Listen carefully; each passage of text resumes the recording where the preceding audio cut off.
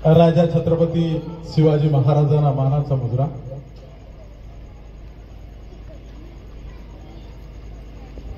आज मशाल वृत्तपत्राच्या 31 वर्षाच्या झंझावती वाटचालीचं निमित्ताने आणि शरद पाटील यांच्या वाढदिवसाच्या निमित्ताने या कार्यक्रमाचा औचित्य साधून संघर्ष मूर्ती स्वर्गीय लक्ष्मीबाई यशवंत पाटील यांच्या पुतळ्याचं अनावरण आपल्या सगळ्यांच्या उपस्थितीमध्ये पार पडलेलं आहे आणि या कार्यक्रमाला या ठिकाणी सर्व व्यासपीठावर उपस्थित असलेले सर्व दिग्गज मंडळी, विश्वनाथ पाटील साहेब आहेत, अलोकनाथ बाबा आहेत, त्याचबरोबर माजी मंत्री निमकर मॅडम आहेत, स्नेहा पाटील अभिनेत्री आहेत, त्याचबरोबर योगेश पाटील इतकं बॅटिंग करतो 4-6 मी पहिल्यांदा ऐकलं आणि तोही न चुकताना बोलला।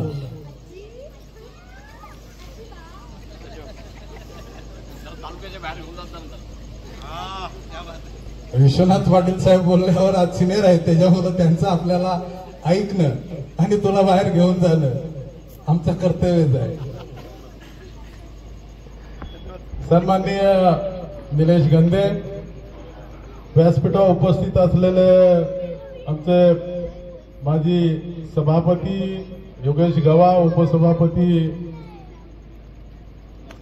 अमोल पाटील, नगरसेवक रामभाऊ, त्याचबरोबर शाहसाहेब, व्यासपीठावर उपस्थित असलेले निलेश असतो काय तू निलेश पाटील, सर्व सन्माननीय व्यासपीठ, आपल्याला खरं म्हणजे या ठिकाणी शरद पाटील आणि त्यांच्या वाटचालीबद्दलच सर्वांनी, अगदी विश्वनाथ पाटील साहेब, सन्माननीय निमकर मॅडम, सन्माननीय योगेशजी, सर्वांनी अतिशय गौरव उद्गार जे आहेत त्यांच्या कार्य आणि कर्तृत्व याबाबतचं उल्लेख जे आहे सातत्याने सगळ्यांच्या वाणीतनं, विचारातनं आपल्याला ऐकायला मिळालं आणि म्हणून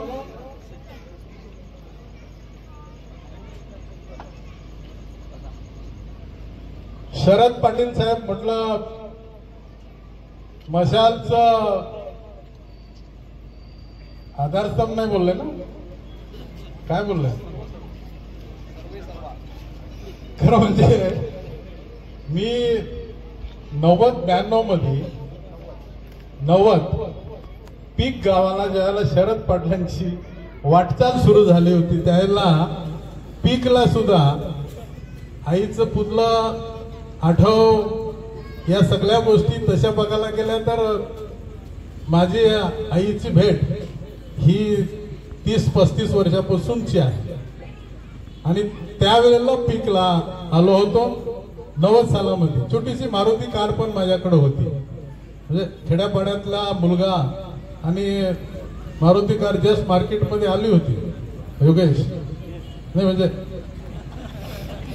त्यावेळेला न्यू एक मारुती कार पण होती माझ्याकडं आणि त्यावेळेपासून आतापर्यंत सातत्याने एवढे वर्ष जे आहे मी शरद पाटलांच्या सगळ्या कार्यक्रमाला, तर म्हणजे हे गणपती मंदिर जे आहे त्याच्या भूमिपूजनाला मी आणि माझं कुटुंब ही आलो होतो, म्हणजे ते प्रसन्नच या ठिकाणी आल्यानंतर जे आहे आपण सर्वांना एक वेगळा आनंद मिळतोय। त्याचं कारण असं आहे का या ठिकाणी पाटील साहेब बोले, विश्वनाथ पाटील साहेब खरं आहे, पत्रकार आणि गणपतीचं मंदिर किंवा धार्मिक हे सगळं समीकरण कसं जुळलं, तर त्यांनी जे पत्रकारांना, मी तानसाच्या एका कार्यक्रमात पत्रकारितेच्या शिबिरामध्ये त्यांनी म्हटलं पत्रकारांना सर्वांना का पत्रकारितेमध्ये लोक त्यांच्याकडे काय नजरेने पाहतात, ही प्रत्येकाच्या पाहण्याचा दृष्टिकोन वेगळा वेगळा असू शकतो. पण मी जे आतापर्यंत इतक्या वर्षाच्या प्रवासामध्ये पत्रकारांना जे पाहिलं, खरं म्हणजे निमकर मॅडम बोलले, तुम्ही तुमच्या एवढ्या वर्षाच्या कारकिर्दीमध्ये तुमच्यावर कोणी पत्रकारांनी काही लिहिलं नाही. आणि शरद पाटीलनी तिथे सांगितलं त्या शिबिरामध्ये का एवढ्या वर्षाच्या प्रवासामध्ये आम्हाला प्रकाश पाटलावर काही लिहायला भेटलंच नाही. माझ्या आईने सांगितलेलं आहे, माझ्या आईचे संस्कार आहेत का संगत सजनाची कर दुर्जनाची करू नको. एक वेळेला सज्जनाकडनं तुला काय मिळणार नाही, परंतु तो तुला कुठेही चुकीच्या जागी नेऊन सोडणार नाही. दुर्जन तुला बरंच काय, एखाद्या सर्कस मधल्या लाईटीचा जे उजेड पडतो आणि माणसाचे डोळे दिपतात, तसं तुझे डोळे दिपेल असा काहीतरी करेल, पण अशा जागी नेऊन सोडेल का तुला तिथं प्रकाश उजेडच दिसणार नाही. त्याच्यामुळे संगत सज्जनाची असावा. सकाळी उठल्यापासून तर झोपेपर्यंत मी दुसऱ्यासाठी काय करू शकतो का, दुसऱ्यासाठी दिवसभराचं जे झोपेपर्यंतचं जे काम आहे त्यांचं चांगलं करण्याचं आपल्या हातनं काहीतरी होईल का, त्याला दिवसभरामध्ये मला कोणाकोणाला लुबाडता येईल, ही भावना मनात न आणताना जर काम करत राहिला तर निमकर मॅडम काय लिहिणार, शरद पाटील तरी लिहिणार काय. त्याचं कारण असं आहे, बिलकुल मारुती गाडी, खरं म्हणजे मॅडम तुम्हाला धन्यवाद देतो का मारुती गाडी तेव्हाच होती, त्याच्यामुळे गडबडीचा विषय. आता ती पण मोठी कहाणी आहे. ते त्यांनी मला ज्या उद्योगपतींनी सांगितलं होतं त्याचा मी ऐकलंच नाही.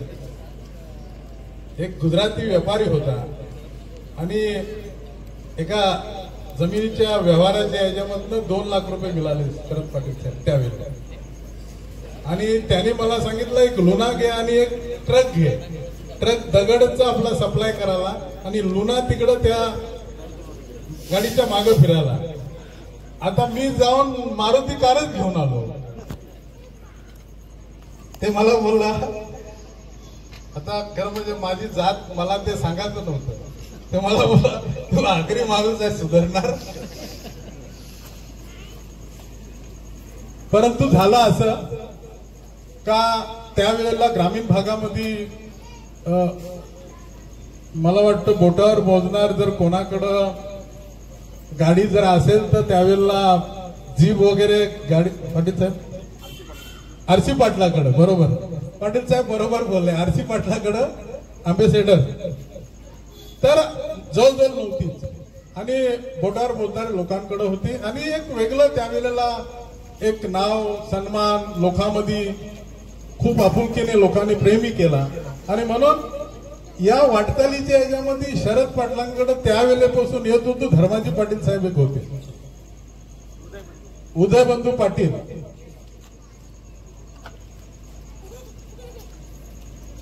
तर त्यावेळेला येत होतो, त्यावेळेपासून शरद पाटलांचं सगळं काम आणि पाहत आलो आपण. माझं नाव सांगताय ते खरं म्हणजे लोकांची दिशाभूल करू नका. हे तुम्ही तुमच्या कर्तृत्वाने, तुमच्या मेहनतीने, तुम्ही घाम घालून, तुम्ही पत्रकारिता मॅडम बोलल्या तसं धाडसाने केली. त्याच्यानंतर अजून वेगवेगळ्या सगळ्यांनी बोललं का तुम्ही धाडसाने ती लिहिलं. कारण आपण लिहिलं ते वंदनीय शिवसेना प्रमुख जे आहेत ते मी एकदा बोललो, मी लिहिलं, जे मी लिहिलं त्याच्यात मी माघारी जाणार नाही. त्यांनी कधीही त्या गोष्टीची दिलगिरी व्यक्त केली नाही. तर शरद पाटील सुद्धा जी ग्रामीण मधली पत्रकारिता केली त्याच्यामध्ये त्यांनी लिहिल्यानंतर माघारी गेले नाही. माझ्याकडे बरेच लोक जे आहेत केव्हा केव्हा आलेलेही आहेत का साहेब ते शरद पाटील थांबतच नाही. अरे मी बोलू आपण 2 शब्द प्रेमाने बोला, आपलं काही चुकत असेल तर त्यांना ते सांगा, मी दुरुस्त करतो. ते लिहायचं थांबवतील. नाही म्हणे तुम्ही सांगितल्यावर. मी बोलू ते त्यांचा मनाचा मोठेपणा आहे खरं म्हणजे. आणि म्हणून आपल्या कार्यकर्त्यांना, व्यावसायिकांना, उद्योजकांना आपल्या प्रती कोणी काय लिहिलं पत्रकारांनी तर आपलं काय चुकतो का, आणि चुकत असेल तर आपण स्वतःहून जे कॉल केलं का आपण तुमच्यामुळं माझी चूक लक्षात आलेला आहे, मी पुढे जाऊन ती दुरुस्त करेन, तर संघर्ष तिथंच थांबेल आणि आपल्याला त्याच्यामध्ये काहीतरी घेता येतो. आणि म्हणून या ठिकाणी शरद पाटील ज्या गोष्टी त्यांना खरं म्हणजे वेगवेगळ्या रस्त्यांच्या, या पालघर आणि ठाणे जिल्ह्यातल्या रस्त्यांच्या भ्रष्टाचारावर खरं म्हणजे वाढदिवस तुमचा आणि वर्धापन दिन, आईचं पुतल्याचं अनावरण आहे याच्यामध्ये खरं मला त्या विषयाकडे जायचं नव्हतं, परंतु पत्रकारितेचा पण वर्धापन दिन आहे त्यामुळे त्याच्यावर बोललंच पाहिजे. कारण एवढं भ्रष्टाचारावर लिहिणारा कदाचित देशातला, महाराष्ट्रातला थांबता येणार नाही, देशातला एवढा एखादा विषय लावून धरणारा शरद पाटील सारखा एक असा पत्रकार जो आहे का त्यांनी त्या विषयाला आणि त्या भ्रष्टाचाराला त्या लोकांना काम करायला लावली. जे रस्ते 10 वर्ष 8 वर्ष झाले नव्हते ते शेवट ज्यावेळेला या सगळ्या गोष्टींची चौकशी केल्यावर जे रस्ते झाले नव्हते ते पुन्हा रस्ते डांबरी झाले. पैसे आले कुठून मलाही कळलं नाही. कारण ते 31 मार्चला जर 31 मार्च ते 31 मार्च मध्ये पैसे संपून जातात, मग नंतरचे पैसे. तर पत्रकारितेला आणि त्या लेखणीला इतकी ताकद आहे. आणि म्हणून सातत्याने जसा वाडा भेवणी मनोहर रोड जो आहे याच्यासाठी अनेक वेळा लिहिला मी. ती विनंती सन्माननीय मुख्यमंत्री एकनाथ शिंदे साहेब असताना त्यांना केली. त्यांना या रस्त्यावर त्यांनी येऊन प्रत्यक्ष व्हिजिट केली आणि हे सगळं पाहिल्यानंतर ते मुख्यमंत्री असताना शरद पाटील साहेब ते मुख्यमंत्री असतानाच 775 का 80 कोटी रुपये वाडा मनोहर भिवंडी रोडला दिले. शांताराम मोरे आपला साधा माणूस आहे, परंतु या रस्त्यावर ऍक्सिडेंट झाल्यानंतर हातपाय तुटल्यावर कितीतरी महिला भगिनींचं कुंकू त्यामुळे पुसलं गेलं, कितीतरी कुटुंब उद्ध्वस्त झाली. त्याच्यासाठी लक्षवेधी लावली त्यांनी आणि ज्याच्यामध्ये जे लोक दोषी आहेत त्यांच्यावर कारवाई करावा पाटील साहेब आणि त्या लोकांना ब्लॅकलिस्ट करावा. साधा माणूस आहे, आमदार आपला साधा आहे, परंतु काम बरोबर करतो. आणि म्हणून आपल्याला या ठिकाणी हे सगळे प्रवास जे आहे हे राजकीय क्षेत्रातले असतील, सरकार असतील, हे सगळ्या याच्यामध्ये आपल्याला नागरिकांना, पत्रकारांना, सामाजिक संस्थांना, संघटनांना सगळ्यांना जागृत राहावं लागणार आहे. विश्वनाथ पाटील साहेब सगळे लढा देत शेतकऱ्यांच्या असतील, कामगारांच्या असतील, मुंबई महापालिकेचे असेल, पहिले मी लढलो, नंतर तुम्ही लढले, मी ते सुरू केलं आणि तुम्ही त्याच्यावर कलच चढवला आणि शेकडो शेतकऱ्यांच्या संपादित झालेल्या मुलांना मुंबई महापालिकेमध्ये नोकऱ्या मिळाल्या. तर या सगळ्या याच्यामध्ये आपल्याला सरकारे येतील, सरकारे जातील, आपण तुम्ही आम्ही सगळ्यांना हे जागृत राहावं लागणार आहे. वाजपेयी बोलतो तो जागत असतो, तो बोलतो जागता रहो. तर हे सगळ्या क्षेत्रातल्या लोकांना सगळ्याच गोष्टी ज्या आहेत तुमच्या मनासारख्या होणार नाही आणि सगळेच लोकप्रतिनिधी तुम्हाला जसं तुमच्या मनात आहे तसंही भेटणार नाही. त्याच्या याच्यामुळं कोणाच्या मनामध्ये मी नेहमीच म्हणत आहे का ज्यांना जिथे संधी मिळेल तिथं सोनं केलं पाहिजे. मी ज्या ठिकाणी गेलो त्या ठिकाणी जिल्हा परिषद मध्ये गेलो, जिल्हा परिषद मध्ये सुद्धा प्रामाणिकपणे काम केला. बँकेवर गेलो, जीपी पार्सिकवर गोरगरिबांच्या मुलांना नोकऱ्या मिळाल्या, फुकटच्या नोकऱ्या मिळाल्या. लोक किती घेत आहेत मला माहिती आहे, मी 1 रुपया न घेताना लावले, त्या मुलांचा कल्याण झाला. जिथे तुम्ही ज्या ठिकाणी जाईल तुमचा हुद्दा किती मोठा आहे पण तुमच्या लोकांसाठी चांगलं काम करण्याची प्रामाणिकता आहे का, याला खूप महत्व आहे. मी त्या शिपायाला सुद्धा त्याच्याही खांद्यावर हात ठेवून चालायचो. मी बोलू सीओच्या खांद्यावर हात कोणी पण ठेवेल ना, सीओ कोणाच्या खांद्यावर हात ठेवेल, शिपायाच्या खांद्यावर हात ठेवला. त्या दिवसापासून शिपायाला वाटला का माझा कोणीतरी आहे, तो स्वाभिमानाने त्या ठिकाणी उभा राहिला. कारण मला माहिती आहे का तो त्या साहेबाचा डबाही उचलतो, त्याचा डबा खोलून देतो, डबा धुवून गाडीत ठेवतो, साहेबाच्या गाडीपर्यंत जातो. साहेबाची गाडी निघून गेली तरी हा बिचारा तिथं उभा असतो. साहेबाला त्याच्या कामाचं त्याच्या कधी लक्षात येईल मला माहिती नाही, पण मला ते कळलं. आणि म्हणून शरद पाटील यांचं सगळ्यात महत्वाचं पत्रकारांना त्यांनी केलेली जी सूचना जी होती का पत्रकारितेबरोबर उद्योग, जोड उद्योग जो आहे, व्यवसाय, तो केलं पाहिजे. माझी विनंती आहे. त्याचं कारण असं आहे का ज्या पत्रकारीमध्ये आपल्याला काही मिळत नाही आहे. लोक फक्त बोलतायत पत्रकाराबाबत, परंतु वस्तुस्थिती पत्रकाराला काय मिळतोय त्याच्यामध्ये मिळत काहीच नाही आहे. लोकांना न्याय मिळावा, समाजामध्ये चुकीच्या ज्या काही रूढी आहेत, चुकीचे होणारी कामं आहे, अन्याय अत्याचार आहे, भ्रष्ट बेमान बदमाश आहेत, त्यांच्या विरोधात नीत असतात, दुश्मनी त्यांच्याबद्दलही वाढत असतो. मिळत तर काही नसतो, पण सामाजिक बांधिलकी म्हणून ते काम करत असतात. आणि म्हणून जोड उद्योग शरद पाटलांनी सुरू केला आणि पाहता पाहताना एक मोठा उद्योजक झाला. प्रत्येक वेळेला मी नवीन एका बिल्डिंगच्या भूमिपूजनाला येतो, नाही तर उद्घाटनाला येतो. आणि म्हणून मला सार्थ अभिमान आहे, गर्व आहे शरद पाटील यांचा. खरं म्हणजे मी बँकेचा व्हाईस चेअरमन असताना सुद्धा, उपाध्यक्ष असताना, जिमी पार्सिक सारख्या बँकेचा जिचं 7,000 कोटीचं टर्नओव्हर आहे आणि माझ्यासारखा सामान्य माणूस तिथे उपाध्यक्ष आहे, तर शरद पाटलांनी अजून काही सांगितलंच नाही का मला एखादा प्रोजेक्ट उभा करायचा. आणि म्हणून आपण हे जे काही व्यवसाय आहे, जसं आपण केलं तसं पत्रकारांचं शिबिर ठाणे पालघरचं भरवावा. आम्ही त्याचं संयोजक राहू, तुमच्यावर ताण येणार नाही. तुमची परिस्थिती चांगली आम्हाला माहिती आहे, पण तरी सुद्धा त्यांना सुद्धा हे बाकीचे लोक जे आहेत त्यांना बरेच लोक आयडिया देतच असतात, परंतु आपल्याच बिरादारीतली लोक आहेत, त्यांना सुद्धा सन्मानाने जगता यावा याच्यासाठी सुद्धा आपण तसं शिबिर भरवावा. आणि आईच्या बद्दलचं जे आहे ते ह्या बिल्डिंगी तुमच्या अनेक उभ्याच राहत राहतील.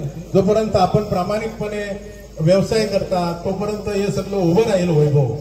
पण आई प्रती जे आपण जे काय आदरभाव दाखवलं आणि जे या प्रवेशद्वारावरती ताईचं पुतळा जे आहे ते आपण त्या ठिकाणी प्रत्येक येणार जाणाराला आणि सर्वांना शरद पाटलांच्या आईचं आहे, तर स्वाभाविक प्रत्येकाच्या लक्षात येईल जर शरद पाटील जर एवढं चांगलं समाजाच्या प्रती काम करतायत तर आईचं योगदान किती असेल ही त्याच्यामध्ये आपल्याला पाहायला मिळणार आहे. आणि म्हणून त्याच्यासाठी आईने PhD केली पाहिजे, डिग्री पाहिजे, M.Com पाहिजे, अजून IAS पाहिजे, IPS पाहिजे, काही त्याची गरज नाही आहे. असलं त्याचा गर्व अभिमान आहे. परंतु मनुष्याने मनुष्यासाठी आणि जे आपण जिथे आहोत तिथून लोकांसाठी चांगलं काम केलं तर कुठल्या डिग्रीची काही आवश्यकता लागत नाहीये. तुमची करण्याची इच्छाशक्ती असायला पाहिजे. आणि म्हणून शरद पाटील साहेब, आपण या ठिकाणी सर्वांना वेगवेगळ्या क्षेत्रामध्ये आपल्या गुण, कर्तृत्व आणि त्या दोघी मुलींचं तर मला कळतच नव्हतं का ते आम्हाला बोलायला काही ठेवतील का नाही शिल्लक. अशा बोलत होत्या का बसलेल्या माझ्या माय भगिनी ज्या आहेत तर त्यांनाही विचार करायला लागत असेल का नेमकं हे बोट ठेवतात कुठे.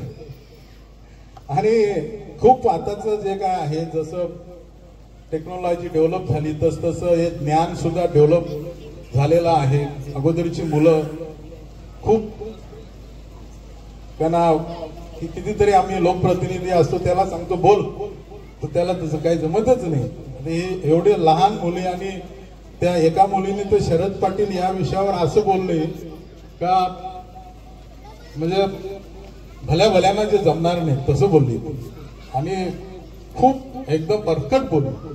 आणि माझ्या हातात हे सगळं पेपर आहे, तिच्या हातात तर काहीच नव्हतं आणि ती एवढी चांगली बोलली. आणि म्हणून जर समोरची व्यक्ती आणि त्याचं काम, त्याचं कर्तृत्व, त्याने उभं केलेलं वैभव हे सगळे नजरेसमोर असलं तर आपल्याला बोलायला काहीतरी, त्यांनी गडबड केली पत्रकारितेमध्ये तर आपल्याला पुन्हा अडचणच येतो.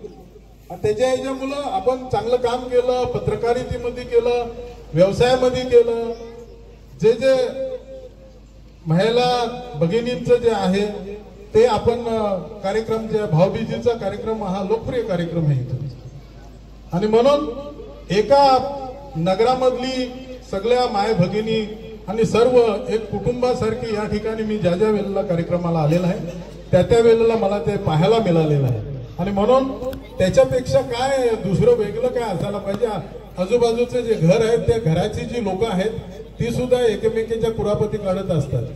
आणि म्हणून जिथे लोक ज्या नगरामध्ये, ज्या बिल्डिंग मध्ये खूप एकोप्याने आणि आनंदाने राहतात, तो जीवनाचा खरा आनंदाचा क्षण आहे. आणि म्हणून आपल्याला या ठिकाणी आपण आलोकनाथ बाबांचं सुद्धा या मशाल गौरवाने सन्मानित केलं.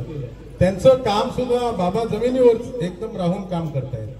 आणि खुर्ची मिळाली, या खुर्ची नाही मिळाली तर त्या खुर्चीवर काय डोला ठेवत नाही. आणि ती खूप ब्रिटिश कालाच्या अगोदरपासूनच जे आहे ते तानसाचं जे पावित्र्य जे आहे ते ब्रिटिशांनाही लक्षात आलं का इकडं काही खाऊन राहता येणार नाही. त्याच्या याच्यामुळं त्यांना सुद्धा ती पवित्र जागा सोडून तिथनं बाजूला जावं लागलं आणि ती या ट्रस्टला त्यांना ती जागा द्यावा लागली.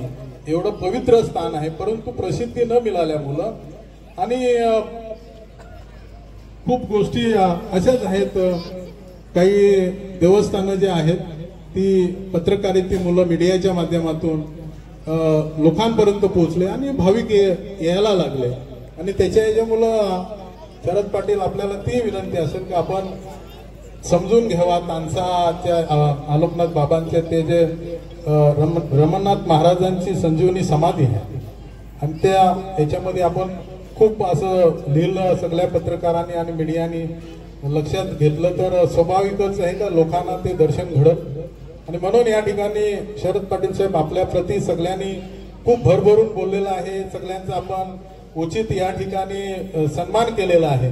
मी पुन्हा एकदा आपल्याला वाढदिवसाच्या निमित्ताने, आपल्या मशालच्या वर्धापन दिनाच्या निमित्ताने आपल्याला खूप शुभेच्छा देतो.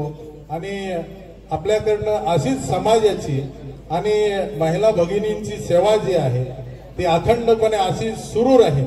आपल्या शब्दावर तर एक दिवशी मी 5,000 महिलांना भावबीज केली होती. काही बोलतो मला नाही दिले तर ते का मला खरं म्हणजे ते आता परत तुम्हाला तो दिवस घडून आणावा लागेल.